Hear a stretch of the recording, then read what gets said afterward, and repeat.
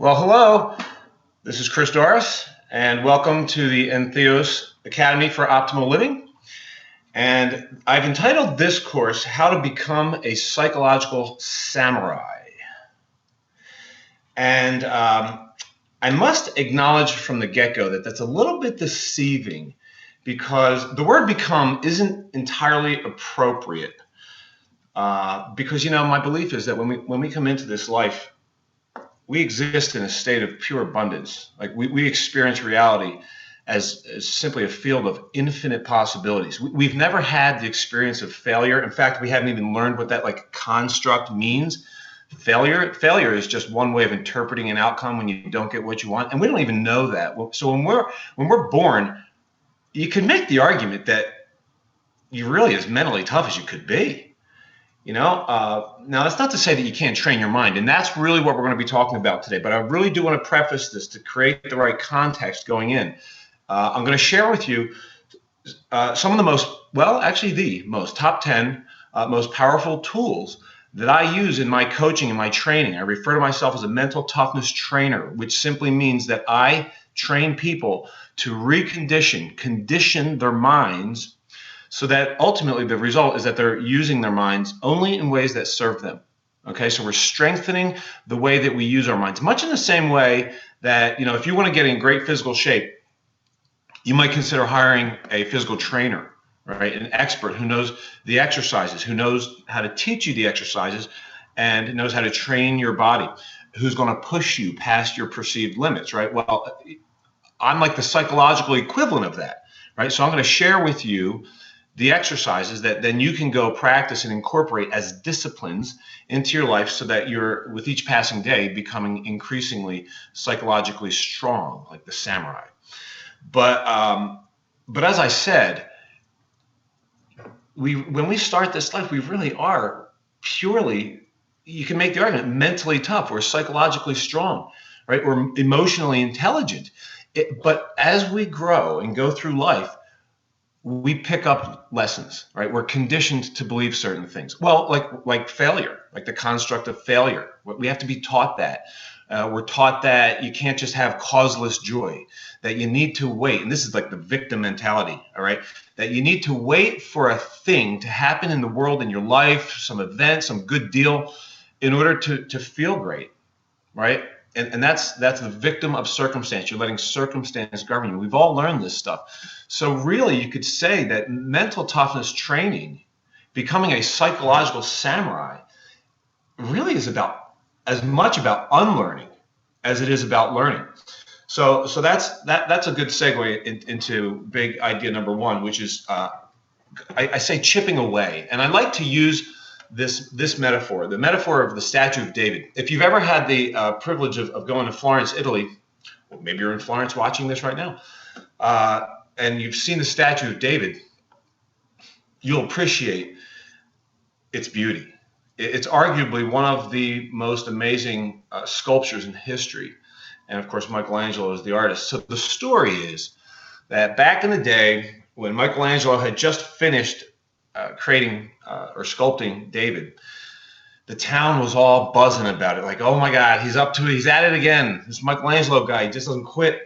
So some guy heard about it and goes and sees David. And like everyone else, he's blown away by its magnitude, by the details. Like, it's like that. It's amazing. And it's huge.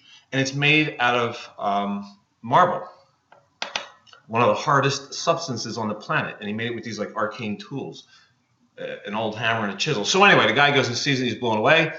And he says, I got to find this guy Michelangelo and ask him how he pulled that off. So he does. He finds Michelangelo and he says, dude, really? He's like, come on, man. How did you make something so magnificent with so much detail out of like this hard substance, out of marble, with those tools? How did you create David?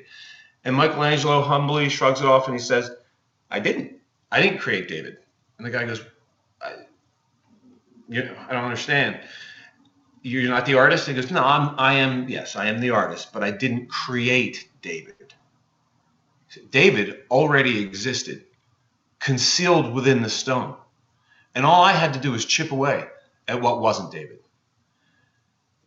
And that's an amazing metaphor for really the process of not becoming necessarily, but returning to your authentic natural state, which you could say is pure, is purely mentally disciplined, psychologically strong, where you exist in a state of fearlessness, where you only interpret reality in an awe-inspired way, or an enthused way. Rocking the shirt. Thank you, and Theos. This showed up yesterday in the mail. Pretty pumped about it too. So it's already my favorite shirt. So that's number one. You're already mentally tough. So you're just unlearning the stuff that would have you play small, the conditioned lessons that would have us struggle, or that would have us suffer, or that would have us settle for less than what we want, that would have us play small, that would have us worry. Okay, so, or that would have us do anything below the O line. That's big idea number two. And I'm going to use that as an illustration for that, the O line. I'll explain the O line. Oh, by the way, I'm going to time out for a second and just let you know something about, all of my courses are going to have some overlap. Okay, I'm going to have, you're going to hear similar things. Like you may have heard another course, and you may have heard something about the O-line before. And if you have the thought, when we get to a point like that, oh, I've already heard this, replace that thought with, oh, good, I want to learn this more deeply, right? Because the whole thing about like, oh, I already know this, or I've already heard this, is really an unintelligent reaction that we've learned to have. Repetition is brilliant. Repetition for growth is absolutely necessary. It's fundamental, right, to growing and learning. So I will always have some overlap in the content of my courses. And one other thing before I get back into it, this particular course, the 10 big ideas, could actually be broken down into a course, each one a course of its own, and probably will be. And maybe by the time you're watching this, they have been. In fact, I know already one has. So, all right, back into it. Living above the O-line. So what is the O-line? Well, as long as you're not in the gap, which is big idea number 10, so we'll get to that in a second. Simply, as long as you're not in silent mindedness, okay, as long as your mind is not being quiet, then you're interpreting reality in one of three ways, okay, either in a way that would have you feel uncool, right, unpleasant in any way, neutral, that's the O line, all right, or inspired or enthused. Right? Anything good. So those are the three ways. You're interpreting reality in a way that would have you feel uncool, neutral, or awesome. The O line is the neutral line. Okay? That's the observation line. Like this pen is blue. It's just, it's like I'm not psyched about it. I'm not pissed about it. It just is. It's just an observation. Today is Thursday. Observation. All right. If I go, today's Thursday, my buddy's pitching for the Angels. This is awesome. Now that's an interpretation, right? Or it's Thursday. Oh man, Thursdays. I hate Thursdays. Why am I struggling coming up with a low-grade interpretation of Thursday? I guess because I don't have one. But an observation is simply just an unemotional interpretation, right? I'm not excited about anything. I'm not upset about it. So the object here, right, of really training my mind, okay, so that fundamentally I only interpret realities in ways that serve me. I want to live above the O line, right? That's what that red arrow indicates, is getting above. I want to live above the O line, simply meaning I want to be interpreting reality in ways that serve me, in ways that have me feel good, anything good, all right? That's the practice, living above the O line. You might be looking out for a book in the near future entitled Living Above the O-Line. Just saying. I'm not saying. I'm just saying. Okay. The third big idea is the shooter's mentality. Now, this is like basketball, not guns. Okay.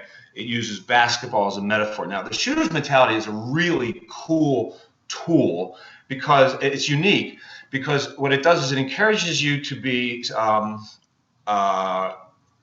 delusional. It's like healthy delusion. We delude ourselves all the time. Okay, so the shooter's mentality is actually a self-delusion tool where you're going to interpret reality in a non-linear, not maybe illogical way, but in a way that has you be literally pumped. So I'm going to use Michael Jordan as an example here. Because he's a great example of an athlete who knows that the way he's interpreting events governs how he shows up, how he plays, how he does. His performance is governed by his state. So he's always elevating his state. So he's interpreting everything in a way that has him feel like, oh, sweet. So, for example, Jordan goes out one night in a game and he nails his first 10 shots in a row. 10 in a row, he makes them all. Right? What's he thinking after that? He's thinking, sweet. He's like, this is perfect. This couldn't be better. Because the fact that the first 10 went in guarantees the next one's going in. Give me the rock, babe. Fork over the pill. Now, he literally believes that, like, the laws of the universe do support that if the first 10 go in, it is impossible for the next one to not. He believes that during the game. If he's going to go take a statistics test, and one of the items is true or false, if you make your first 10 shots in a row, does that guarantee the next one goes in? He's marking false on the test. But during the game, it's true to him because it can be, and it inspires him. You know, if I'm sure that many of you watching this might set your alarm clock ahead a little bit, right, or maybe a lot.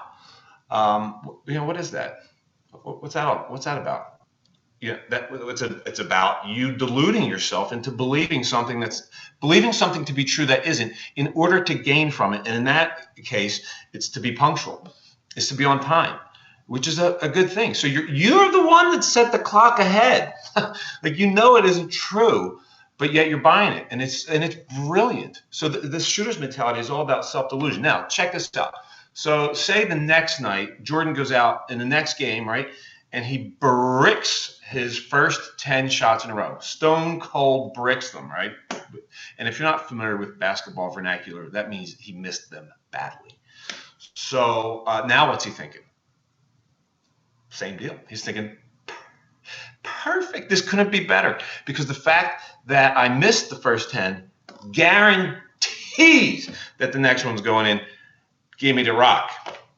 That's fascinating, isn't it? So you might say, dude, how can you have it both ways? He's like, I can have it anyway in my mind.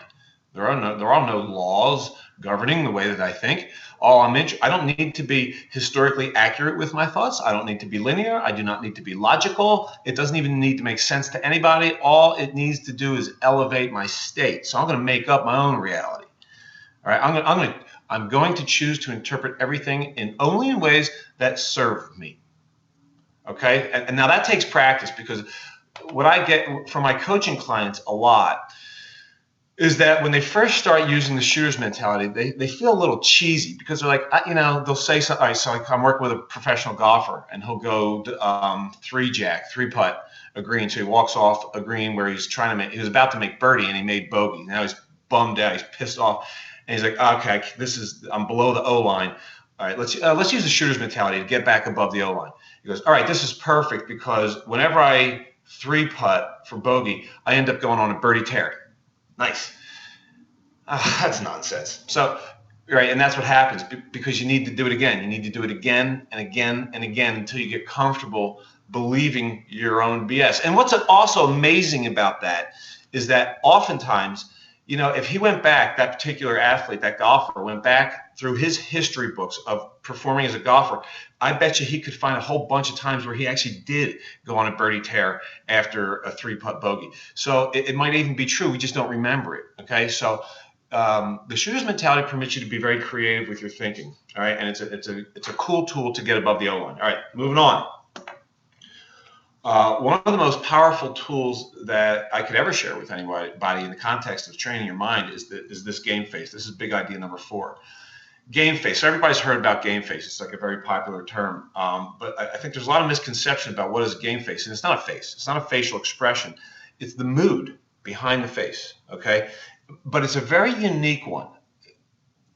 It's the mood that you're in when you're at your absolute best. Now get that.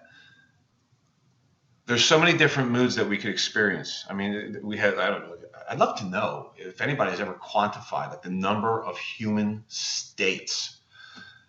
Your game face is one of them. Like, I could feel depressed. I could feel inspired. I could feel enthused. I could feel happy. I could feel nervous. I could feel angry, I could feel frustrated. These are all states, right? Well, game face is the state, the very unique, that one state that you're in, that you are in when you are at your best. And it's not the same as anybody else. It's kind of like a thumbprint. Like we all have them, but none are exactly the same. So the key here is you're not going to go out and create some game face from scratch. And you're just going to acknowledge what yours is. And it's very simple. So I'm going to have you do that right now. I want you to think of some performance, and it doesn't matter if it was an athletic performance, a musical performance, a dance recital, a public speech that you gave, some other kind of work, like a massive sales pitch that you nailed, just some amazing event from your life where you were absolutely on fire, just perfect. You crushed it, whatever the it was. And go back and experience that in your mind's eye. Like literally go back to that event and go back in it and recreate it in as much detail as you can. And I want you to then pay attention right now to the mood that is associated with that memory. Okay, I want you to think about what is the state that I'm in, and how would you classify that? How would you define that? If you were going to use 3 words to express that amazing, highly intelligent state of mind that you were in when you were at your best, what would those 3 words be? And write those down. My game face is warrior, expert, and Buddha. So, which happens to spell web, which is very convenient. So when I'm getting my game face on, I say to myself, all right, let's get in the web. Warrior, expert, and Buddha. So, you might think, well, that's interesting because like warrior and Buddha? Yes. When I think about myself when I'm at my best, say in an athletic context, I'm a fierce competitor. I feel infinitely competent, which is the expert part. And I'm also infinitely at peace, knowing that there is no problem, but nothing can actually go wrong in this universe, that there are no problems. So I'm like, woosah, baby.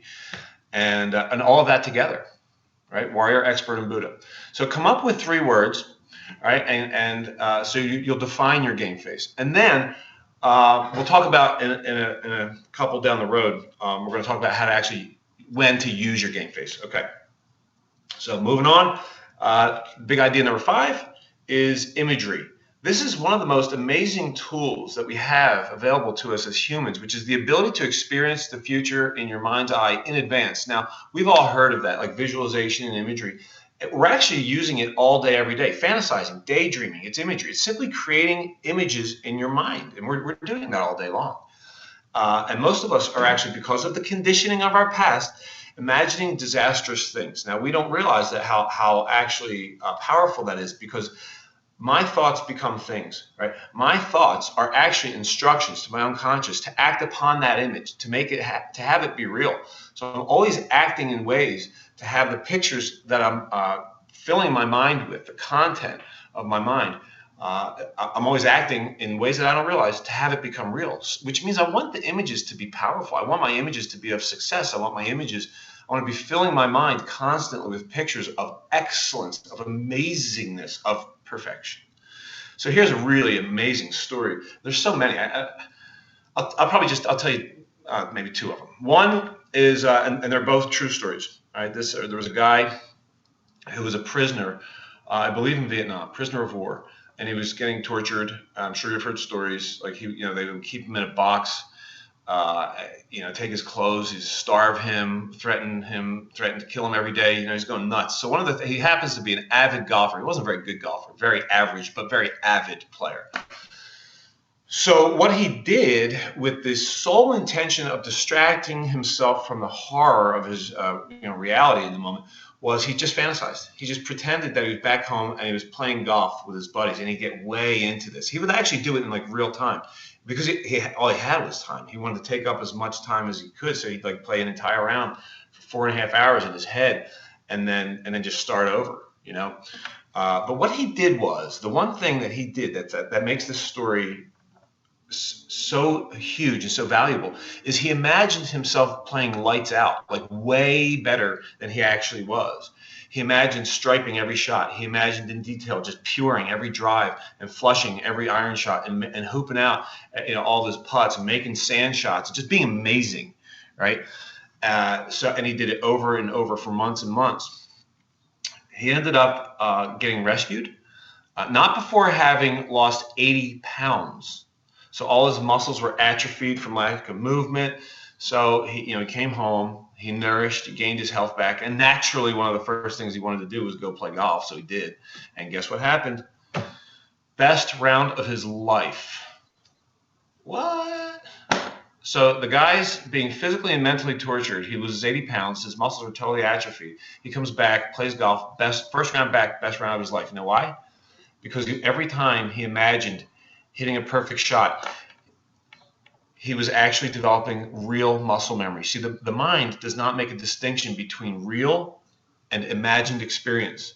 So if I imagine myself hitting a perfect golf shot, my muscles, the muscles involved, if I really get deeply into that image, then all of the muscles that are involved in that activity actually fire. If you hook me up to a biofeedback machine, you'll see that there's electrical stimulation in all the muscles that are involved in the act of hitting a golf ball. So I'm literally developing muscle memory from a fantasy. I'm better. I'm a better golfer from thinking about great golf. So, and this is true for everything. So like yesterday, I gave a presentation on leadership. And I always, if I have a presentation, I will block off the entire day before it to prepare, even if I'm already prepared. You know why? Because I walk around my house and I'm talking out loud. I'm visualizing myself delivering the presentation, and I'm burning it into my memory, right? So that when I go, I know that I have already delivered this presentation flawlessly many times. So it's like, this is cakewalk. And I'll tell you what, thank God for this tool. It has everything be so much easier. If I just take the time to visualize the perfect, I got to emphasize that, the perfect outcome in advance, I am significantly increasing the likelihood of having exactly that happen. Okay, moving right along.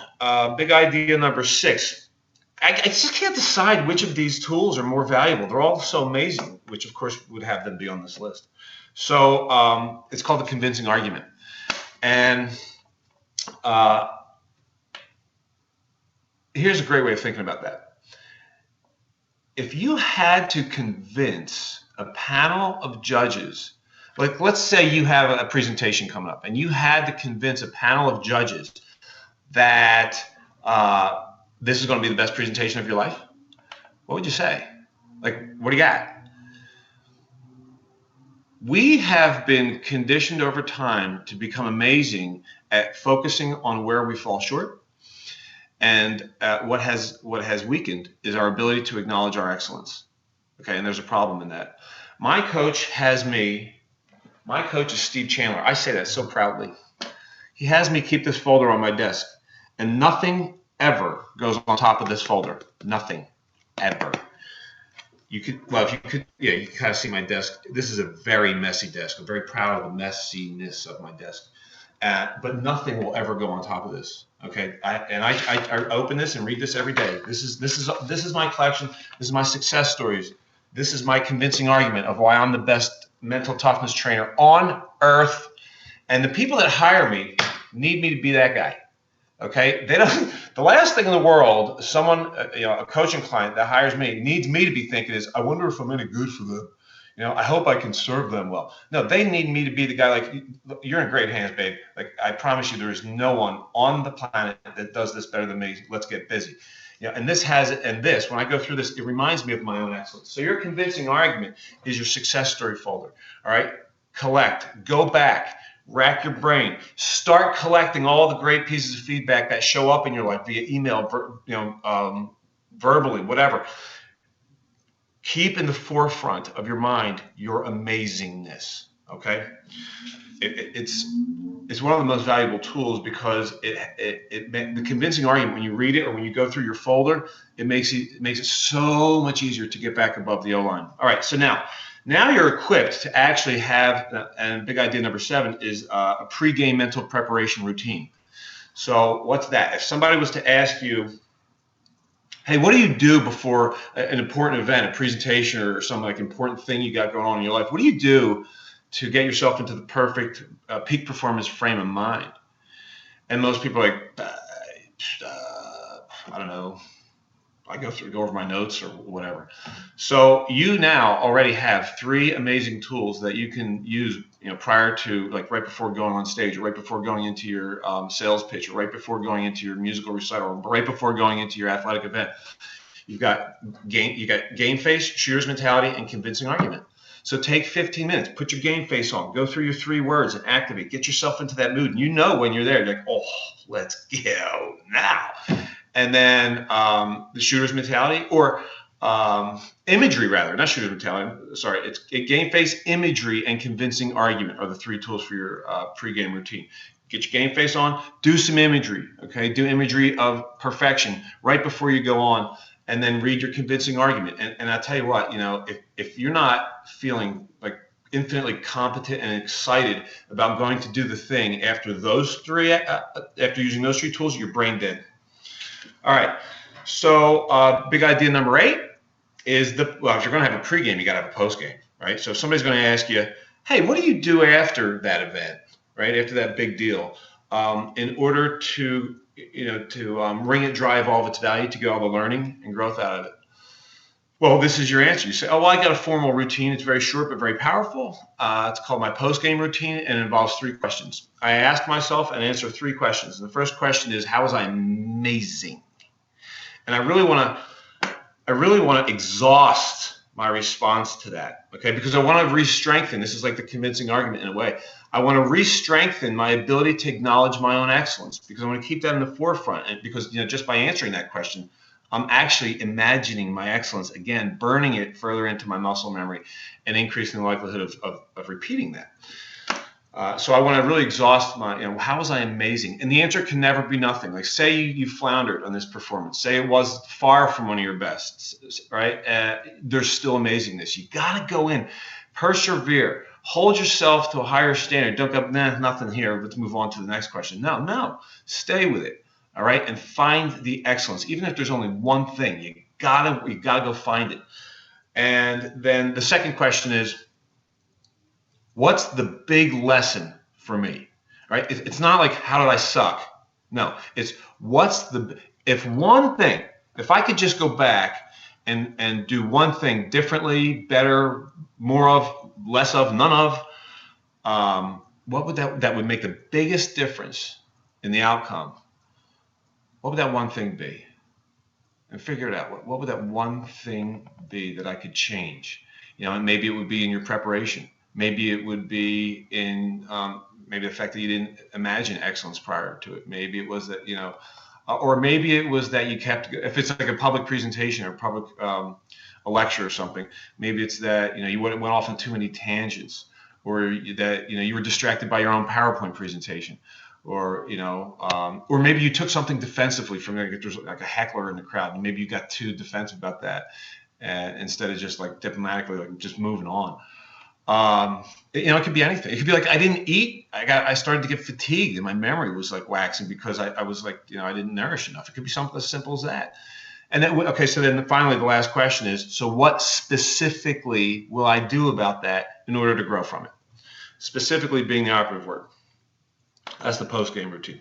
Now, the big idea number 9 is another mental preparation routine, and it's the DMTTR, which stands for Daily Mental Toughness Training Routine. So if somebody was going to ask you, hey, what do you do on a daily basis in order to get tougher with each passing day, in order to get stronger psychologically? What has you be more of the psychological samurai today than you were yesterday? And you say, well, I got to work out. Just like, if somebody's going to say, so how are you getting stronger physically every day? Well, I work out. I got a trainer, and I go to the gym, and I do these exercises.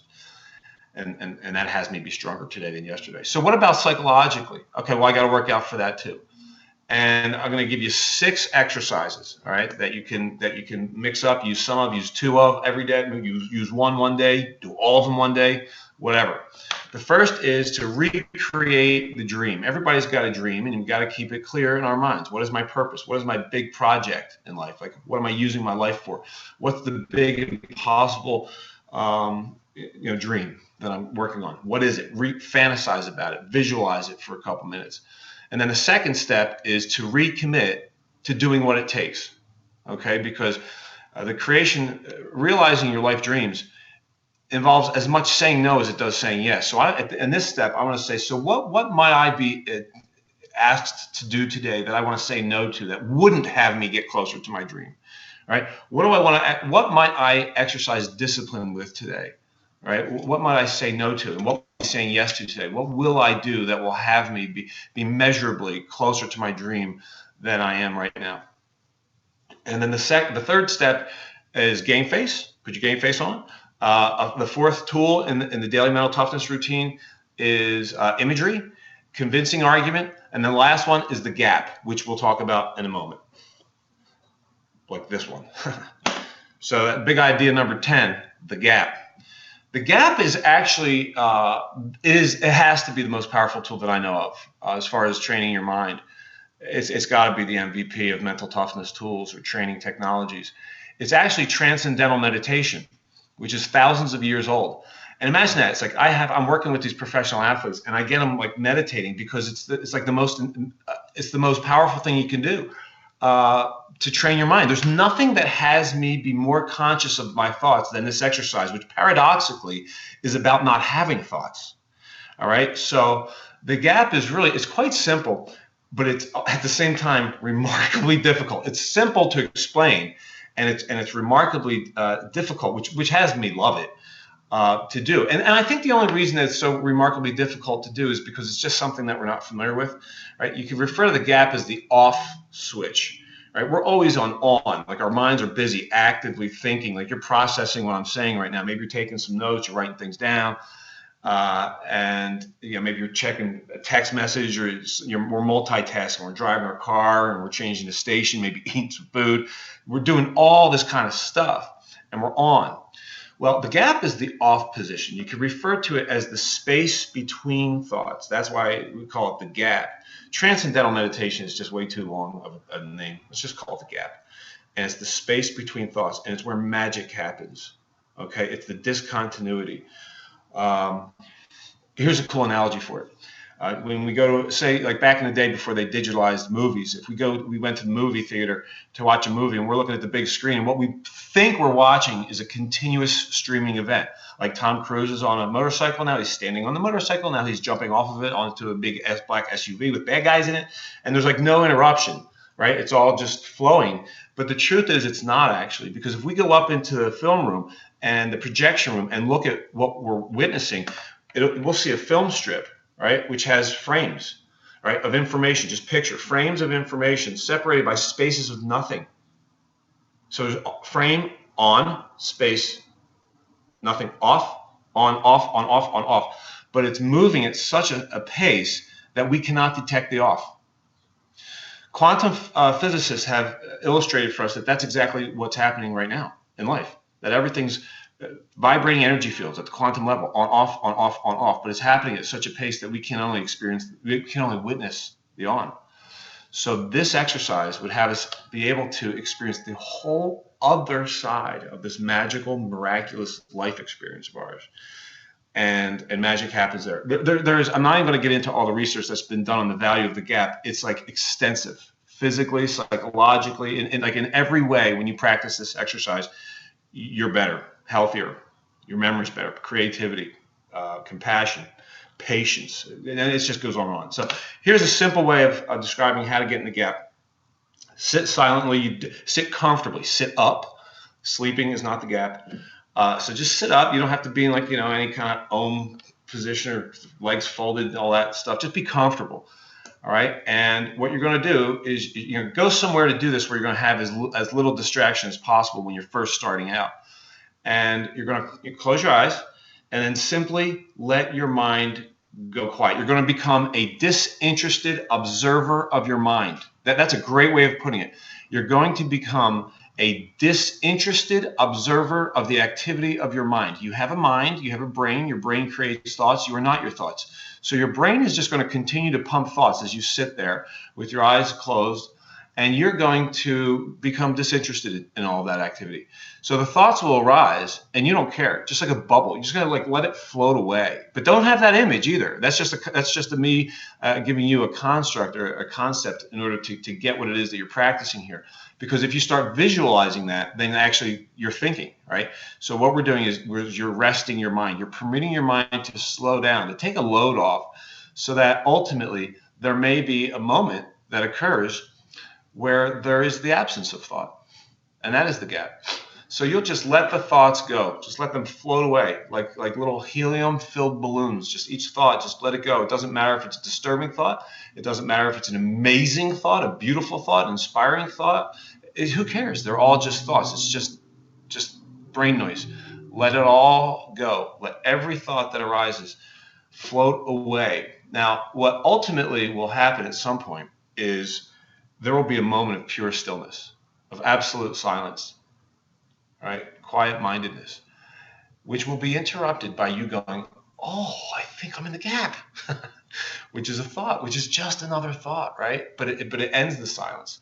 So then the practice becomes letting that. Letting is really a great word for this. Letting your mind go quiet. This is as close to doing nothing as you could possibly ever get.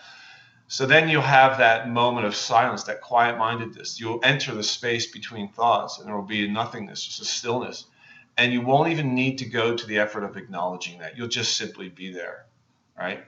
And don't be attached to that happening. That happens spontaneously. You cannot make that occur. You let that occur. So don't be upset with yourself that there's like that. There's times where I practice the gap for 20 minutes. The entire time my brain's just racing. That's fine.